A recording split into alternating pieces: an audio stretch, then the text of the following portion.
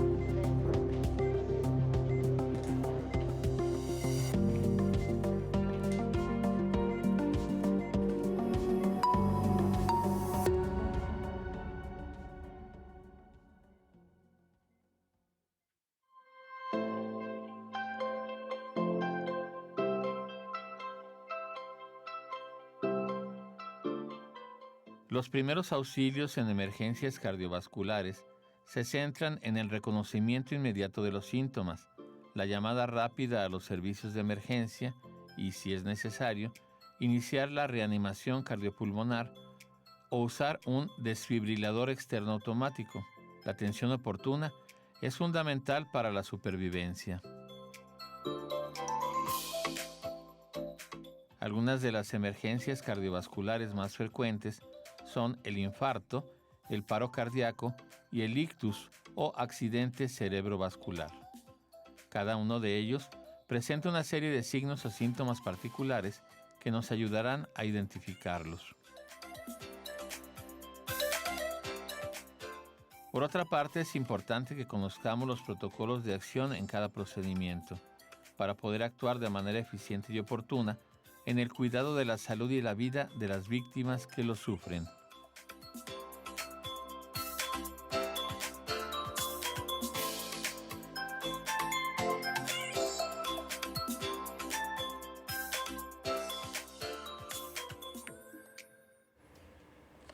Muy buenos días y muchísimas gracias por estar una vez más aquí en su programa Cuidando mi Salud. Mi nombre es Mónica García. Los saludo como todos los miércoles, esperando que tengan un bonito día. Recuerde que en este programa siempre nos preocupamos por traerles temas de interés, temas que podamos aprender, que podamos conocer. Y bueno, el día de hoy, como ya lo vio en la cápsula, vamos a hablar de lo que son los primeros auxilios ante emergencias cardiovasculares. Vamos a ver qué es lo que debemos hacer, cómo debemos enfrentar estos acontecimientos que pueden sucedernos, en el día a día. Bueno, para ello también en la conducción, el día de hoy me acompaña Ana Pau. Hola, Ana Pau. Hola, Moni. Muy feliz otra vez de estar aquí con ustedes. Muy bien. Y pues como lo decíamos, pues hablando de este tema tan importante, y bueno, que es también recordarles nuestras redes sociales, que estamos en las redes sociales como UATV y también nuestro teléfono, que es el 449-910-7400, a la extensión 30412 y 30413. Si tuvieran alguna duda, alguna pregunta a nuestros invitados, no duden en realizarla. Así es, y como ya lo comentas, el día de hoy tenemos a dos invitados muy especiales. Ellos son el doctor Rafael Salazar Gutiérrez. Gracias por estar aquí. Gracias. Y también al licenciado Fernando Raúl Flores Muñoz. Muchas gracias, buenos días. Buenos días. Y bueno, doctor Rafael, ¿podría por favor comentarnos sobre la labor que tiene aquí en la Universidad Autónoma de Aguascalientes? Sí, claro que sí, y muchas gracias por la invitación nuevamente. Yo soy médico egresado de aquí, tengo mi especialidad en urgencias médico-quirúrgicas por parte del Instituto Mexicano del Seguro Social y a partir del 2019 he estado participando en cátedras relacionadas con urgencias médicas para carreras de medicina, enfermería, en un par de ocasiones para nutrición y pues tengo mi base en el instituto como urgenciólogo y actividad privada, básicamente es a lo que me dedico. Ok, muy interesante. Gracias por estar aquí. Gracias. Bienvenido, doctor. Gracias. Y bueno, También, como lo decía Ana Pau, también tenemos al licenciado Fernando Raúl Flores Muñoz, quien es el coordinador del SUAP, del Sistema Universitario de Atención Prehospitalaria de aquí de la Universidad Autónoma de Aguascalientes. Fer, platícanos un poco de tu labor como coordinador. Ok, bueno, el Sistema Universitario de Atención Prehospitalaria es una especie de 911 en pequeño para la universidad nada más. A mí me toca la parte de gestionar insumos, coordinar al personal paramédico y psicológico que tenemos en el SUAP y también la planeación de algunos eventos y la vinculación con algunas instituciones en el caso de que ocupemos algún tipo de apoyo de paramédicos, por ejemplo, para feria universitaria. Sí, que es todo donde deben de estar nuestros paramédicos cuando se les necesita. Así es. Vamos a hablar de este tema con nuestros invitados del día de hoy, bueno, para que podamos aprender y conocer sobre qué hacer en estos eventos, pero antes vamos a ver un sondeo en la comunidad universitaria sobre qué hacer ante un ataque cardíaco.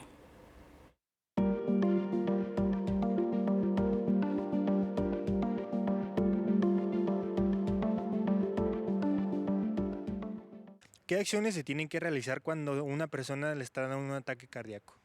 Bueno, pues primero es identificarlo, porque se puede confundir con muchas otras cosas. Ya si estamos seguros que es un paro cardíaco, de plano vemos al paciente tirado, sin pulso, pues siempre la primera indicación es llamar al 911, siempre es lo primero que se tiene que hacer. Después, si conocemos de las maniobras para llevar a cabo, como el RCP, pues es lo que está indicado. Bueno, pues inicialmente sí tenemos que identificar si se trata efectivamente de un paro cardíaco o no. Esto pues es con diferentes tipos de manifestaciones que van a presentar el paciente, como es el dolor, como falta de respiración. En ocasiones pues también suelen desmayarse. Entonces pues primero es identificar si es un paro cardíaco y después pues siempre es llamar a las autoridades correspondientes como tal, ya que ellos pues tienen todas las herramientas y pues los conocimientos más específicos para este tipo de problemática. Pues primero que nada calmarse en situación, ver qué es lo que tenemos a accesibilidad, medicamentos más que nada. Aquí en México la principal causa de ataque cardíaco es por un ataque isquémico agudo, que principalmente va a ser por una placa de ateroma. Entonces principalmente llamar al 911, que ya el 911 nos indicará qué es lo que debemos de hacer, que principalmente es la administración sublingual de aspirina, y ya cuando lleguen los servicios de emergencia, pues ya ellos harán lo que tienen que hacer. Pues primero tienes que conservar la calma, tienes que entender que en este caso quien tiene que brindarle el apoyo o quien tiene el conocimiento para brindárselo eres tú. Entonces primero conservar la calma, segundo revisar sus signos vitales, primero por el pulso y posteriormente ver si hay presencia de pulso, pues esperar a que venga el servicio de emergencias y si no, iniciar la reanimación cardiopulmonar si es que tú conoces la técnica y si no, pues esperar a que alguien más llegue para poder hacerlo. Pues primero que nada hay que asegurarnos de que realmente esté teniendo un ataque cardíaco. ¿Cómo lo vamos a saber? Si esta persona pierde la conciencia, no tiene un pulso constante y sobre todo si pierde el control de su frecuencia respiratoria, estaríamos hablando de un paro cardíaco. En este supuesto se tiene que iniciar el algoritmo que nos indica la norma de RCP. ¿Qué es la reanimación cardiopulmonar o RCP? Justo el RCP es unas maniobras que se utilizan para intentar aportar el flujo sanguíneo o restablecerlo en lo que llega el 911, que fue lo que hicimos primero. Se hacen una serie de compresiones. Antes se utilizaba la ventilación boca a boca, ahora desde el COVID está en desuso, ya no se utiliza. Y pues ahora solo son las compresiones. Justamente el RCP pues es una maniobra como tal que se hace en pacientes que están comprometidos en cuanto pulmonarmente como cardiológicamente. Entonces, como tal se trata de compresiones que se hacen en la caja torácica. Esto justamente como un soporte mecánico, justamente nosotros vamos a hacer ese soporte mecánico para que los pulmones y el corazón pues estén haciendo esa función como tal. Entonces, haciendo esas compresiones pues va a permitir que haya una insuflación y una o sea, que también salga el aire y todo. Entonces, eso. La reanimación cardiopulmonar pues es un procedimiento médico que se lleva a cabo cuando un paciente cae en paro cardíaco vaya, y pues es un conjunto de maniobras que se llevan a cabo en equipo, no solo de una persona. Es un conjunto de equipo que pues el fin es sacar al paciente de ese paro cardíaco. Entonces Consta de lo que es el reanimador, una persona líder, una persona que tenga acceso a la vía aérea y una persona que esté anotando los medicamentos. Pues son técnicas pues avanzadas para poder restablecer los signos vitales de la persona cuando los necesita, es decir, cuando no hay pulso, no hay latido. ¿Qué es? Son unas siglas que se refieren a reanimación cardiopulmonar, y lo que se realiza en este momento es justamente mantener la perfusión de sangre en órganos vitales como el corazón y el cerebro, en lo que tenemos una ayuda más avanzada o inclusive mecánica. Sí. Y bueno, estamos de vuelta. Acabamos de ver un sondeo que se hizo con la comunidad universitaria, específicamente en el área de la salud. Y bueno, ¿ustedes qué piensan al respecto? ¿Qué les pareció esta cápsula, este sondeo? Bastante informativa. Son estudiantes del área de la salud, de diferentes carreras, seguramente algunos de medicina. La terminología que utilizaron me parece adecuada. Aquí el objetivo es compartir con la población en general, que estamos hablando que evidentemente no dominan los términos por obvias razones. Entonces la intención es compartir para que esta información sea lo más clara y que ante alguna situación cualquier persona, independientemente de su formación académica, pues tenga las herramientas básicas para iniciar lo más pronto posible una atención, en lo que un equipo ya multidisciplinario puede llegar y puede apoyar a la persona que está con una situación de urgencia. Sí, claro. Así es. Sí, que sería lo principal, ¿no? Que aprendamos qué hacer en estas situaciones, que bueno, es lo que vamos a ahondar en esta plática del día de hoy. Pues bueno, vamos a iniciar con las preguntas. Fernando, iniciamos. Bueno, ¿qué lugar ocupan las enfermedades cardiovasculares como causa de morbilidad y mortandad en México y en el mundo? Ok, es una de las principales causas de muerte a nivel nacional, junto con los accidentes automovilísticos, son de las principales. Hay que tomar en cuenta que las enfermedades cardiovasculares no es únicamente, o mucha gente lo refiere a que es nada más el infarto como tal al corazón, pero tiene que ver todo lo que conlleva o todo lo que implica el sistema cardiovascular. Es decir, donde hay sangre, donde hay venas, es parte del sistema cardiovascular, ¿no? Entonces, desde una hipertensión se le considera una enfermedad cardiovascular, al final de cuentas. Y esto nos amplía muchas situaciones y muchas enfermedades, a los pacientes. Por eso son de las principales causas de muerte en el país. Sí, tenerlas en cuenta, ¿no? Si llegamos a padecer algo, también tenerlo en cuenta. Y aparte son enfermedades silenciosas. Normalmente cuando ya se detectan es o porque fue un hallazgo, fue a una consulta médica y le encontraron que es hipertenso, por ejemplo, o porque ya se empezó a manifestar la enfermedad por alguna lesión, ¿no? Claro. Entonces, esa es la parte que la vuelve tan peligrosa. Sí. Y bueno, doctor Rafael, ¿qué diferencias existen en el área de la salud entre una urgencia y una emergencia? Es muy buena pregunta porque nos ayuda a identificar aquellas situaciones que realmente comprometen la vida, que eso sería una real emergencia. Voy a tratar de poner unos ejemplos.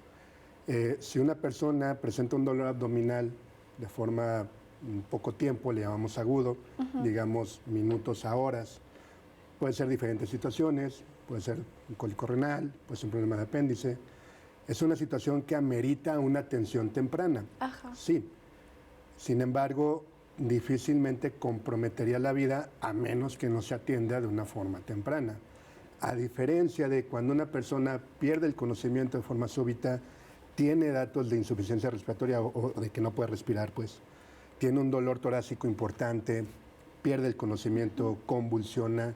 Esas son situaciones que pueden poner en peligro la vida de la persona y por lo tanto merecen una atención muchísimo más rápida que los otros ejemplos que di, que entran en este concepto de urgencias, pero estas particularmente que sí comprometen la vida, le denominamos emergencia y requieren una atención pues más precoz. Ok, ¿Sí? Muy interesante, mucha información que todavía nos falta mucho todavía por abordar. Entonces, ahorita vamos a ir a un pequeño corte, ahorita regresamos.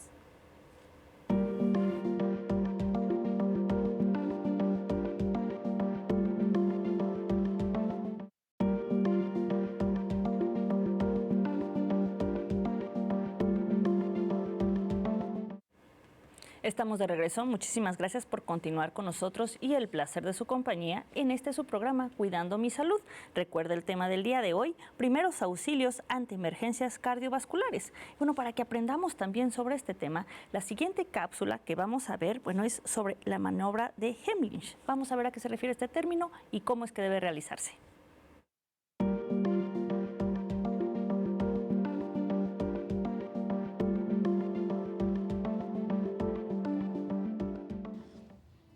La maniobra de Heimlich se divide en dos, que nos habla sobre una obstrucción de las vías aéreas leves y una obstrucción de las vías aéreas graves.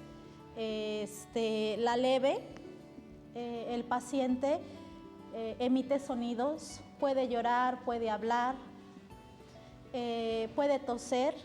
Si bien cuando se nos presenta en la grave, el paciente, a diferencia de la otra, pues no tose, no llora, no emite sonidos. Si bien la leve lleva una maniobra a ejecutar es una maniobra que se llama Heimlich. Esta maniobra la vamos a proporcionar al paciente, pero necesitamos llevar una serie de pasos para poder ejecutarla. Y comenzamos con 5 palmadas en la espalda, entre las dos paletas de la espalda o entre las dos escápulas. Se dan 5 palmadas. Para esto nosotros debemos de acomodar al paciente en una posición ligeramente inclinada hacia el frente, el tronco del paciente.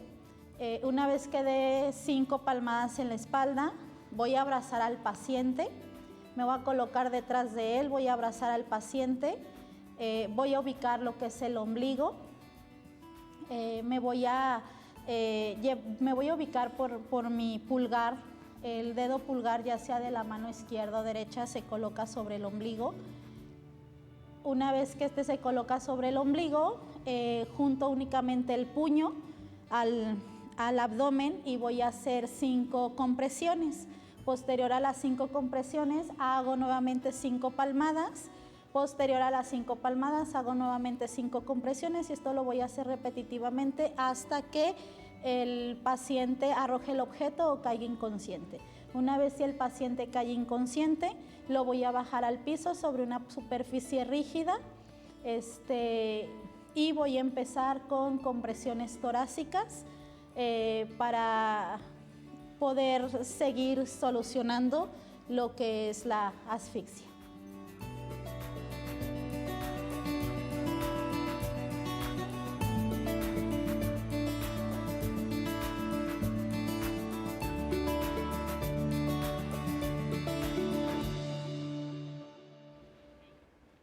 Y bueno, continuando con estas preguntas, doctor Rafael, ¿qué es una emergencia cardiovascular? Son aquellas situaciones de urgencia, de emergencia, que comprometen la vida, como ya comentamos, y que su origen está en el corazón o en todo el sistema vascular, como bien decía el licenciado.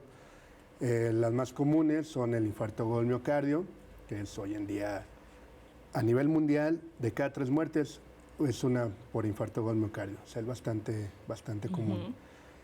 Hablamos de crisis hipertensivas, hablamos de evento vascular cerebral, que puede ser por infarto cerebral o por hemorragia, y hablamos en general pues, del paro cardiorrespiratorio súbito, lo que se conoce como la muerte súbita. ¿Por qué es tan común? Porque hay muchos factores de riesgo detrás de todo esto. Particularmente hablando del infarto del miocardio, pues el hecho de tener personas con sobrepeso, con obesidad, con sedentarismo, con tabaquismo. Si revisamos los números, por ejemplo, de la Encuesta Nacional de Salud, hoy en día, entre un 40 y 43% de la población adultos en México somos portadores de hipertensión, un poco menos porcentaje de diabetes, tenemos un problema también de estrés, de falta de sueño. Entonces, toda esa suma pues culmina con la alta incidencia de situaciones cardiovasculares a nivel estatal, nacional y definitivamente a nivel mundial. Sí. Claro, que es donde debemos poner atención para, bueno, tratar de no caer en esto, ¿no? De no tenerlo. Sí. Que es complicado, pero bueno, tratar de tener buenos hábitos.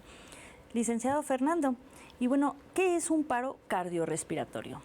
Ok, para poder explicarlo de esta manera, una manera un poquito más clara, necesitamos entender que el corazón es una bomba, que es la que nos va a ayudar a mover la sangre, y que la sangre es la que transporta ciertos nutrientes o el oxígeno, que es lo que requiere la célula para vivir. Un paro cardiorrespiratorio es el cese de estas funciones, es decir, el paro cardiorrespiratorio puede ser de varios orígenes. Puede ser que primero ya tenga un problema de ventilatorio y deje de respirar, y después por la falta de oxígeno, al final de cuentas el corazón es un músculo y tiene células, por la falta de oxígeno ese mismo corazón va a dejar de latir. O bien el problema es directamente al corazón, y el corazón deja de hacer la función de bomba y por ende dejas de ventilar, ¿no? Dejas de respirar. Entonces es esto, el paro cardiorrespiratorio es el cese de funciones mecánicas tanto del pulmón como del corazón. Ok, y en base a esto, bueno, ¿cuáles son los signos y señales que me pueden indicar que una persona está padeciendo, bueno, un paro cardiorrespiratorio? Ok, si lo vemos de manera presencial, la persona de estar caminando, si es súbito, se va a desplomar y de inmediato va a dejar de respirar, se va a tornar pálido. Pero también hay unas señales, si se está infartando, es un paso antes del paro o el cese de funciones mecánicas. Puede empezar con sintomatología de palidez, diaforesis, que es sudor frío, obviamente sensaciones de muerte inminente, dolor en el pecho, como si les tuviera, muchos lo refieren como que tienen un peso muy fuerte encima de ellos, que los está oprimiendo. Es lo que ellos sienten, adormecimiento hacia el brazo izquierdo, hacia la mandíbula, hacia la espalda, pueden tener sensaciones de querer ir al hacer del baño. Esto, cada persona lo va a manifestar de manera distinta. Diferente. Es importante considerar que las mujeres van a presentar otro tipo de síntomas, o los va a presentar un poquito más tardíos, porque la mujer resiste un poquito más el dolor, entonces va a enmascarar la sintomatología. En todo esto también se involucra mucho en la etnia, si son afroamericanos, si son latinos, si son europeos, asiáticos. Toda esta situación va a modificar un poquito la sintomatología y el cómo se va a manifestar. Claro. Pero de manera general es eso lo que podemos encontrar en algunos pacientes. No todos van a manifestar todo. Puede ser que sea nada más una sintomatología, y eso es más que suficiente para ir a checarse. Sí, estar alertas, ¿no? También. Sí, y bueno, doctor Rafael, ¿qué es el infarto agudo al miocardio y cómo puede saber que una persona está padeciendo pues de este infarto? El infarto agudo al miocardio particularmente es la causa número 1 de muerte a nivel mundial, o sea, 1 de cada 3. Datos aquí en México, según el INEGI, aproximadamente entre 170,000 defunciones anuales en el último lustro, o sea, es bastante común.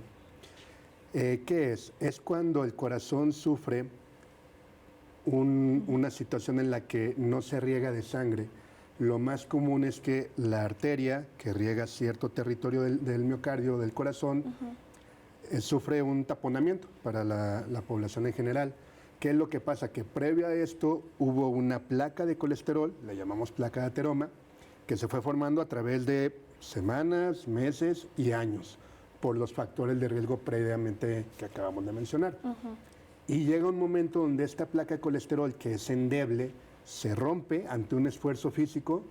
Vamos a pensar que alguien que no está acostumbrado a la actividad física, de repente tiene que cambiar una llanta o tiene que hacer un esfuerzo importante. Entonces, ese esfuerzo genera un cambio de presiones que puede desprender la placa de ateroma, se activa lo que conocemos en medicina como cascada de coagulación, se forma un coágulo y este obstruye, puede ser parcial o totalmente la arteria, y por lo tanto el territorio de miocardio, el territorio muscular que era irrigado de sangre por esa arteria, pues ya no recibe sangre.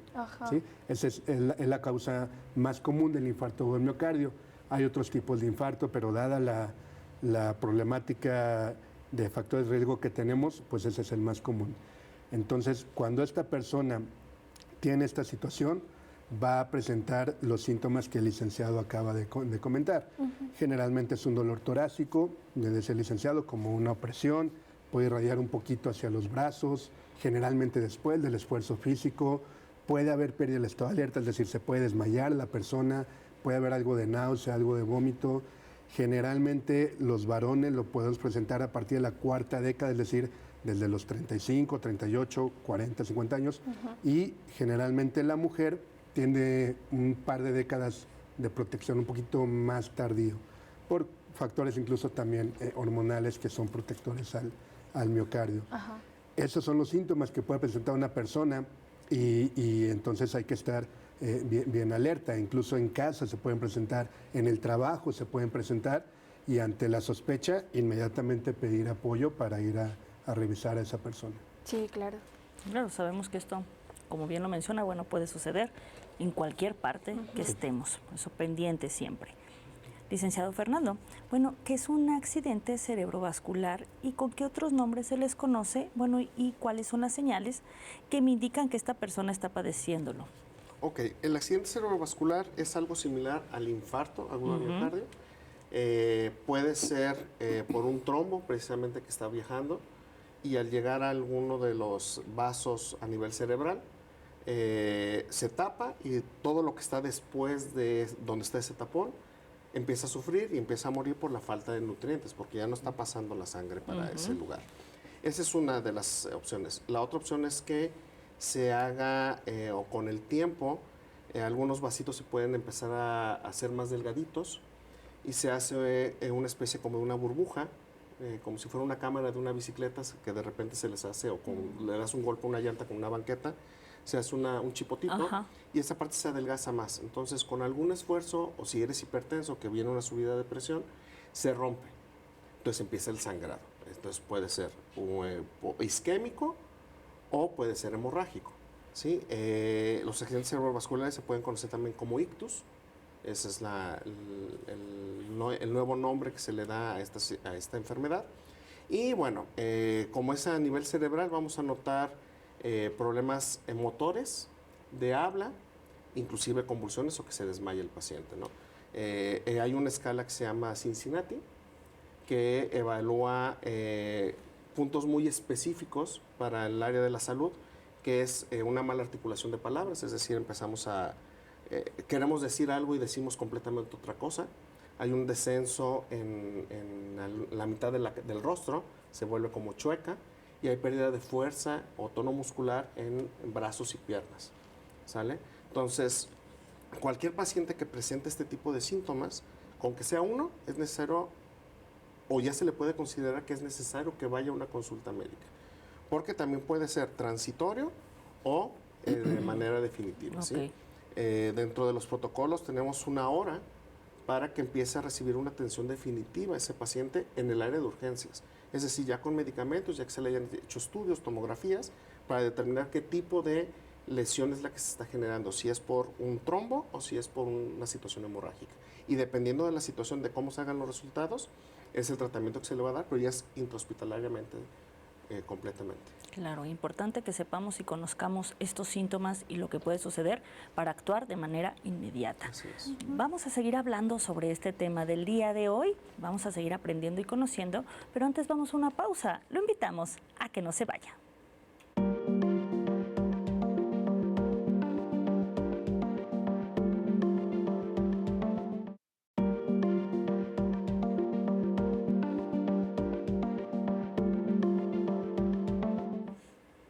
Estamos de regreso y continuamos con su programa Cuidando mi Salud con el tema del día de hoy, primeros auxilios ante emergencias cardiovasculares. Como lo vio, ya hemos estado hablando sobre este tema, la importancia de conocerlo y de saber cómo podemos actuar y bueno, los síntomas que llegan a presentarse. Le recuerdo también nuestros medios de contacto, el teléfono es el 449-910-7400 a las extensiones 30-412 y 30-413. También nos puede ver en nuestras redes sociales como UATV. Y bueno, en este siguiente bloque me acompaña en la conducción Dani Ruiz. Hola, Dani. Hola, ¿qué tal? Muy feliz de estar aquí de nuevo. Muy bien. Bueno, vamos a seguir con esta conversación, pero antes de eso vamos a ver una cápsula que nos tienen preparada acerca de la reanimación cardiopulmonar. Así que vamos con el contenido.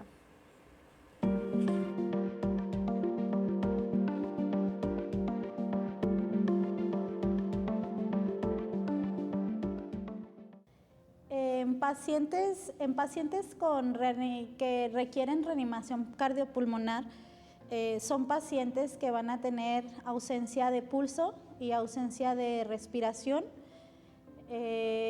Vamos a valorar el nivel de estado de conciencia del paciente. Posterior, vamos a activar el servicio de emergencias 911-911. Vamos a checar el pulso y la respiración, pulso central o pulso carótido en los pacientes durante 10 segundos. Una vez que verifiquemos la ausencia de pulso y la ausencia de respiración, vamos a comenzar con maniobras, maniobras en el tórax del paciente. Vamos a ubicar el lugar para dar las compresiones. Vamos a hacer una línea imaginaria external y una línea imaginaria entre las dos tetillas.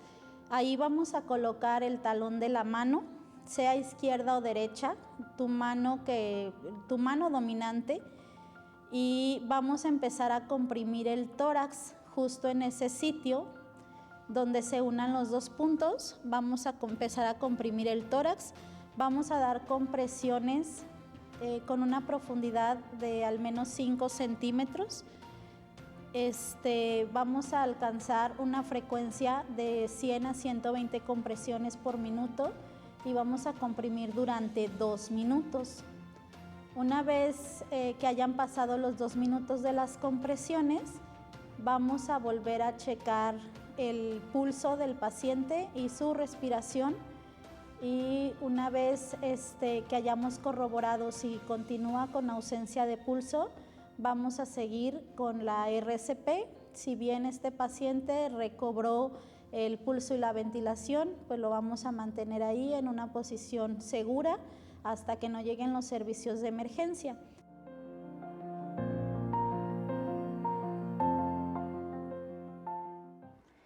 Qué importante conocer sobre estas técnicas, lo que acabamos de ver en la cápsula, muy interesante. Pero bueno, vamos a continuar con nuestra conversación. Y bueno, doctor Rafael, ¿qué son las crisis y emergencias hipertensivas? Forman parte de las urgencias cardiovasculares. Es cuando hay un descontrol súbito, una elevación súbita de las cifras de presión arterial, y entonces todo el sistema cardiovascular es incapaz de regularse a este nuevo cambio, y por lo tanto viene pues la manifestación clínica. Cuando una persona es hipertensa, obviamente tiene mayor riesgo de desarrollar esto. Generalmente los síntomas son un poquito más desde el aspecto neurológico, dolor de cabeza, mareo, suelen ver como manchitas, como destellos, escuchan un zumbidito, pero también puede haber otros que nos hablan de mayor gravedad. Por ejemplo, lo que mencionaba el licenciado hace un momento, si la persona empieza con manifestación neurológica de déficit motor, de que no tiene movimientos, de pérdida del habla, pues podemos pensar en un evento vascular que se asocia generalmente a un descontrol hipertensivo, o sea, va de la mano, ¿sí? O también un problema de dolor torácico, como hemos comentado, de falta de aire, que puede ser un infarto o quizás no, pero también asociado a un descontrol hipertensivo. Entonces, el hablar de crisis hipertensiva va de la mano en general de hablar de este tipo de urgencias cardiovasculares, y generalmente se asocian ya sea a situación cardíaca o cerebrovascular. Hay otros órganos como la retina, por ejemplo, puede haber daños en la retina, un descontrol súbito de la presión arterial, daño renal, en fin. A este tipo de órganos les llamamos órganos blanco, órganos diana, que son los que más son susceptibles ante esta elevación súbita de la presión arterial. Okay. ¿Y cuáles pueden ser las consecuencias de estas crisis si no se atienden oportunamente? Pueden llegar a ser fatales, definitivamente. Si hablamos de una situación cardíaca, una persona puede presentar falla cardíaca aguda, Como bien lo dijo el licenciado, el corazón funciona como bomba. Entonces, ante una elevación súbita de la presión arterial, esta bomba puede fallar, puede comprometer la oxigenación y poner en peligro la vida. O otro ejemplo sería, si no se controla la presión, puede haber infarto a nivel cerebral o hemorragia, como también lo mencionó el licenciado, y entonces dejar secuelas tanto a corto como a mediano y largo plazo, incluso de forma permanentes. Entonces, ahí la importancia de detectarlo de forma temprana y acudir a una valoración para que sea tratado lo más pronto posible. Así es, saber que la padecemos, ¿no? Que tenemos hipertensión y estar pendiente de todo esto. Así es. Sería lo más importante. Muchas gracias. Continuamos, licenciado Fernando. Bueno, ¿existe algún protocolo general a seguir ante emergencias cardiovasculares? ¿De dónde proviene este protocolo? Ok, hay protocolos internacionales que son de uso cotidiano o más común. Obviamente cada país puede tener sus protocolos muy específicos, pero el que más se maneja son protocolos de soporte básico de vida, que normalmente lo genera desde la Asociación Americana del Corazón o la Europea, en base a estudios y evidencias que ellos hacen durante muchos años, y de ahí se generan algunos protocolos, específicamente el de soporte básico, enfermedades cardiovasculares, desde cómo, en qué casos implementar un RCP y qué casos de alarma o datos clínicos tenemos que tener para identificar un ictus y un problema cardíaco, ¿no? Son los protocolos más comunes y que están en acceso al público en general. Obviamente son certificaciones, pero lo ideal es que toda la persona civil, vamos a manejarlo de esa manera, o como ellos lo manejan, personal lego, tenga el conocimiento básico por lo menos, ¿no? Para poder implementar y detectar estas situaciones de emergencia. Decir que la persona lego, bueno, somos cualquier persona, ¿no? Que sepamos ellos, ese término. Dentro de la certificación, o ellos establecen que el personal lego es cualquier persona que no tiene nada que ver con el área de la salud. Así es. O sea, puede ser desde el jardinero hasta el licenciado, el contador, el arquitecto, que tengan un curso de primeros auxilios, y ellos son personal lego, ¿no? Así es. Y saber que todos debemos prepararnos, ¿no? Para estos. Así es, sí, sobre todo por los tiempos de respuesta. Es importante tomar en cuenta que en una emergencia cardiovascular, los primeros 5 minutos son vitales para la buena atención y para recibir los primeros auxilios necesarios, y tener ese mismo paciente tenga un buen pronóstico de sobrevida. Así es. Muchas gracias. Ok, doctor. ¿Y cuáles son los pasos que se siguen como parte del protocolo? Como bien dijo el licenciado, son protocolos estandarizados. Número 1 es identificar a la persona que está presentando una situación de una urgencia cardiovascular. Como ya se ven en los videos, hablando por ejemplo de una situación cardíaca, pues generalmente empiezan con algo de dolor, algo de falta de aire o de plano viene el desvanecimiento. Cuando hablamos de una situación neurológica, generalmente tienen, como ya bien dijimos, una expresión motora, de sensibilidad, del habla o de plano crisis convulsiva. Entonces, identificarlo. Si la persona pierde el conocimiento, puede ser que estemos ante un paro cardíaco. Entonces, lo primero que hay que identificar es si está en paro cardíaco o no, o paro cardiorrespiratorio. ¿Cómo se va a hacer? Vamos a intentar localizar un pulso, que en adultos el pulso recomendado es el carotidio, ¿sí? Aquí en el cuello, más o menos el tercio medio, ahí lo vamos a localizar. ¿Cómo lo vamos a hacer? No menos de 6 segundos, no más de 10 segundos. ¿Sí? Si una persona no le detecta un pulso en más de 10 segundos, pues está en paro cardíaco. Y de forma inmediata, número 1, tengo que activar un sistema de emergencia porque yo solito difícilmente le puedo brindar ayuda. Y número 2, pues tengo que actuar. Entonces, hoy en día, la misma Asociación Americana del Corazón para la población lego, como dice el licenciado, o para la población en general, pues, incluso da cursos, le llaman only hands, solo con manos, que es dar pues, solamente compresiones torácicas en lo que llega un equipo y me apoya. Ahora, si la persona tuvo un desvanecimiento, tiene falta de aire, tiene pulso, bueno, no está en paro cardíaco, pero requiere una atención. Entonces necesito llamar a los sistemas de emergencia, aquí en la universidad, por ejemplo, al SWAP, en general la población general, y esperar, tratar de tranquilizar a la persona para brindar apoyo. Si se trata de una situación de asfixia y es muy evidente el contexto de que hay una obstrucción de la vía aérea, como los videos que vimos. No sé, el ejemplo clásico es en un restaurante, la persona está comiendo algo, bueno, es tratar de descomprimir la vía aérea lo más pronto posible, como la maniobra de Hemrich, que es la que nos acaban de explicar. En fin, serían los pasos a seguir dependiendo siempre de cada contexto en el que nos encontremos. Claro. Así es, estar pendiente también de lo que pueda suceder para, bueno, actuar de la mejor manera posible. Recordar siempre hablar a los servicios de emergencia, que en este caso va a ser importantísimo para poder ayudar a la persona. Hay otro término, Fer, que también, bueno, sabemos que es el de primer respondiente, que también en estos cursos y últimamente, bueno, se ha escuchado este término. ¿A quién se le conoce como primer respondiente y, bueno, cuál es su importancia? Ok, el primer respondiente sería cualquier persona, público en general, que esté en la calle y tenga conocimientos de primeros auxilios o pueda responder como primera instancia. Inclusive en algunas situaciones se puede manejar que el primer respondiente puede ser inclusive el que está marcando el 911. Es el primer respondiente, simplemente a lo mejor no va a ser mayor participación en el caso, pero ya al activar los servicios de emergencia ya está haciendo su parte y ese es el primer respondiente. Es la primera persona que responde ante una situación de emergencia. Es importante, ¿por qué? Porque la realidad es que a nivel estatal los servicios de emergencia estamos sobrepasados en cuanto a la posibilidad de respuesta. Estamos hablando de respuestas prehospitalarias, es decir, las ambulancias. Están sobrepasadas en cuanto a la población, es decir, la cantidad de servicios que se están manejando diariamente sobrepasa por mucho la cantidad de unidades y de personal disponible para atender esto. Entonces, esto nos está incrementando mucho los tiempos de respuesta.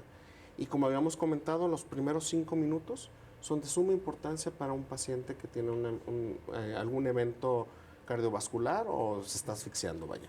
Entonces, el que la población esté capacitada y tenga los conocimientos básicos para atender este tipo de situaciones, que son las principales causas de muerte, le va a implicar al paciente una mejor posibilidad de sobrevida en lo que llegan los servicios de emergencia. Hay que tomar en cuenta que los servicios de emergencia, a partir de que se activa la ambulancia, por lo menos están tardando 10 minutos, ¿sí? En lo que llegan de su base a donde está el domicilio, y dependiendo las horas, porque si es hora pico se puede incrementar de 15 o 20 minutos. Y estamos hablando a partir de que vía radio la ambulancia ya se activó. Es decir, en lo que le contesta el 911 al usuario, pueden pasar otros 10 minutos. Entonces ya vamos 20, 25, media hora. Entonces, y recordando que nosotros tenemos una ventana de 5 minutos para dar la primera atención. Entonces, por eso es muy importante que la población conozca los primeros auxilios, que se anime a capacitar y nos va a ayudar muchísimo a todos, ¿no? Así es, yo creo que esa sería una gran invitación, invitarnos a todos a capacitarnos en primeros auxilios, va a ser primordial para poder salvar la vida a alguna persona. Vamos a seguir hablando sobre este tema del día de hoy, pero antes vamos a una pausa. Lo invitamos a que no se vaya.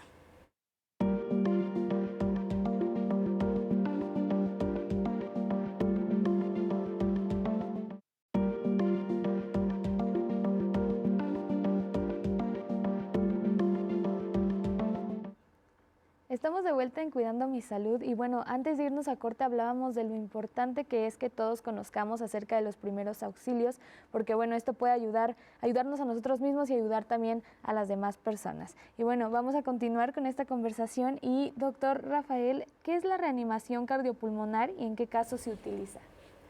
La reanimación cardiopulmonar son maniobras de compresiones torácicas que intentan retornar la circulación espontánea, es decir, cuando el corazón pierde su actividad eléctrica y mecánica, pues está en paro, ¿sí? Entonces no hay circulación. Al no haber circulación, no hay perfusión o no hay llenado de sangre a todos los órganos y pues la persona está en paro, así de la denominación, pierde el conocimiento, etc. Entonces hay que dar compresiones torácicas con la técnica que se explicó hace un ratito en las cápsulas. Deben ser a una velocidad más o menos entre 110 y 120 compresiones por minuto, aproximadamente 5 centímetros de profundidad, una adecuada expansión, porque también es bastante importante, y va a la mano de unas ventilaciones si es que se tiene un dispositivo de barrera. Entonces el objetivo es ayudarle al corazón a que vuelva a tener su latido de forma autónoma. A eso le llamamos retorno a la circulación espontánea, ¿sí? Ese es el soporte básico. Ya el avanzado, pues tenemos otras situaciones, junto con desfibriladores, cuando hay una arritmia letal que no permite que las compresiones sean adecuadas, uso de fármacos, en fin.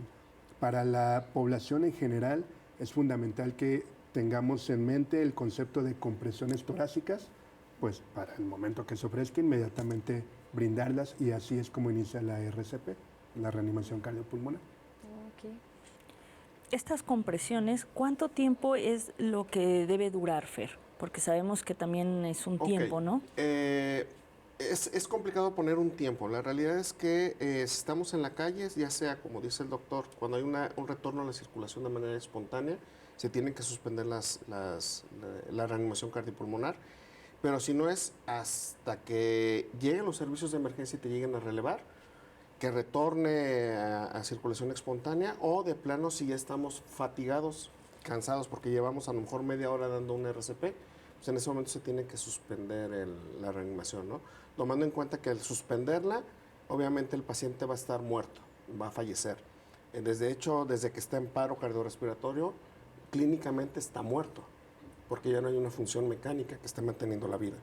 Entonces, esa sería la situación, ¿no? O sea, un tiempo determinado no hay en la calle como tal. Okay. En el hospital, basado en algunos otros estudios que se puede hacer, es cuando determinan que ya hay que suspender la reanimación, pero en la calle es hasta que te releven, hasta que retorne la circulación espontánea o hasta que estemos fatigados por completo.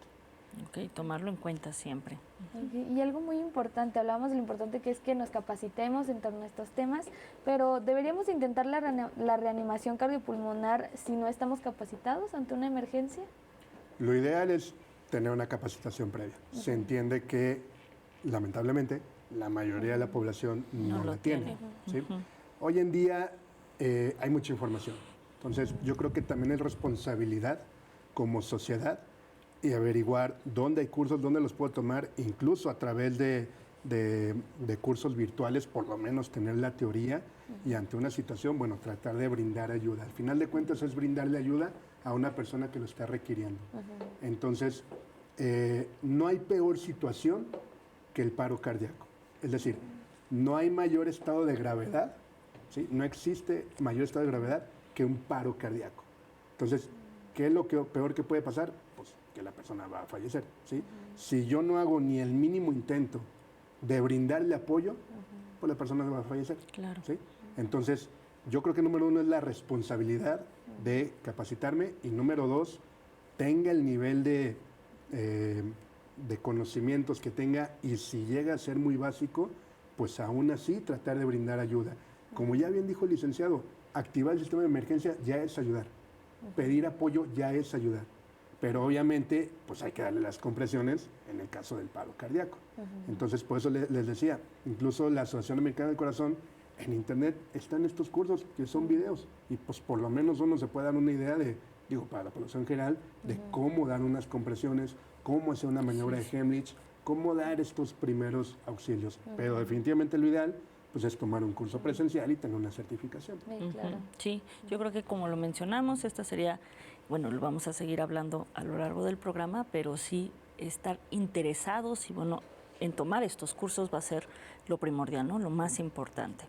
Bueno, licenciado Fernando, ¿qué es un desfibrilador externo automático, bueno, conocido como DEA, y en qué casos se hace necesario su uso? Ok, como comentó el doctor, algunas situaciones de paro cardiorrespiratorio tienen que ver con la situación eléctrica o de conducción del corazón. ¿Sí? Hay algunas enfermedades que generan un ritmo no adecuado en el corazón que le va a llevar al paro cardiorrespiratorio. Este aparato, el desfibrilador automático externo, es un equipo que da toques, por decirlo así, de manera muy coloquial. Es un equipo que va a aventar una descarga hacia el corazón para intentar reiniciar el corazón o de plano detenerlo. ¿Por qué? Porque si nosotros tenemos un corazón que se mueve como gelatina, es decir, que está fibrilando, las compresiones que nosotros estemos dando no van a ser efectivas, porque al final de cuentas las compresiones torácicas buscan hacer las funciones de la bomba. Pero si el corazón se está moviendo todo por ningún lado, esas compresiones no van a ser efectivas. Entonces es necesario poner este aparato que va a aprender a leer esa actividad eléctrica y él mismo va a determinar si se necesita hacer una descarga o no. Dentro del hospital y en algunos servicios de emergencia prehospitalarios se cuenta con un monitor con paletas que van a hacer esa función, pero ahí la persona tiene que aprender a leer el trazo para determinar si necesita una descarga. La gran ventaja de estos aparatos es que ellos solito los pones, te va a dar indicaciones de manera audible en las que te va a decir qué hacer, cuándo soltar, cuándo administrar una descarga si es necesaria y tú continúas con la RCP. Pero el aparato lo va a hacer todo solo. Tú nomás tienes que colocarlo de manera adecuada y oprimir el botón que te diga haz una descarga. Es lo único que tú tienes que hacer. Y ese es el desfibrilador automático externo. Muy bien, pues qué bueno contar con esta tecnología. Sí, muy interesante, pero bueno, ya casi llegamos al final del programa.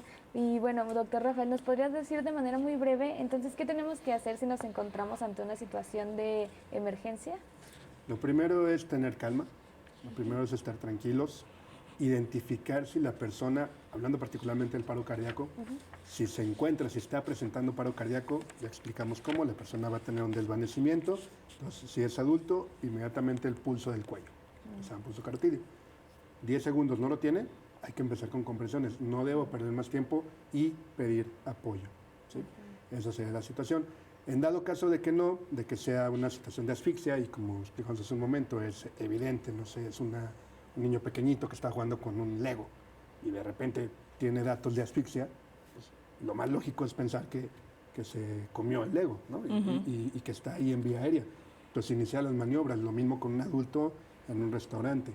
Y cuando se trata de una situación que pues se ve que no compromete la vida, pero requiere una atención, por ejemplo, una persona está con un dolor torácico, pero no es tan importante, no le genera datos de falta de aire, no es de características de coronaria y sobre todo no veo que tiene factores de riesgo, bueno, quizás no pienso en una urgencia cardiovascular, pero sí requiere una atención médica. Entonces, ahí es donde hay que identificarlo lo más pronto posible y pues trasladarlo a donde se pueda atender.